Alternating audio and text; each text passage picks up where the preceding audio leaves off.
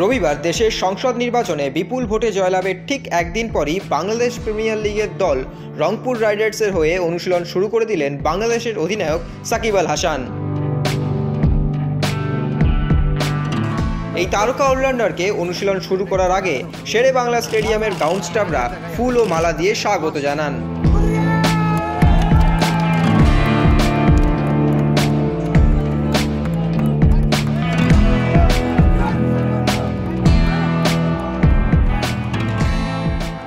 বিপিএলের চলতি মৌসুমে রংপুর রাইডার্সের হয়ে খেলবেন সাকিব।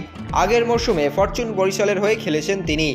সাকিবের নেতৃত্বাধীন রংপুর রাইডার্সের দলে খেলতে দেখা যাবে Nicholas Pooran, Babar Azam, Wanindu Hasaranga, Matheesha Pathirana, Brandon কিংয়ের মতন খেলোয়াড়দের। সাকিব এই মৌসুমে আইপিএল না খেলার সিদ্ধান্ত নিয়েছেন। শেরে বাংলা স্টেডিয়ামে এদিন প্রায় 1 ঘন্টা তিনি নেটে অনুশীলন করেন। সাকিবকে নেট সেশনের আগে কিছুক্ষণ দৌড়তেও দেখা গিয়েছে।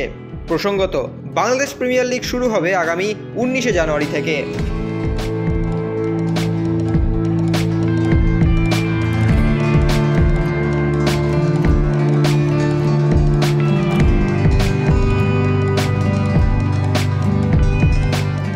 Extra time.